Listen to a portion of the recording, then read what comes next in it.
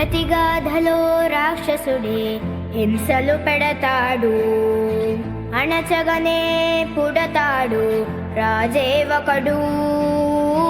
శత్రువునే కడదేర్చే పనిలో మన రాజు, హింసలనే మరిగాడు మంచిని మరిచే.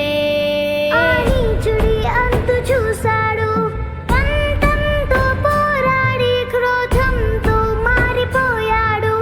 తానే ఒక రక్కసుడై సాధించే గుణం ఉండాలి, బలవంతుడైన ఎదిరించాలి. మీ ఓర్పు నేర్పునిక చాటాలి, గెలవాలంటే మన్నించాలి.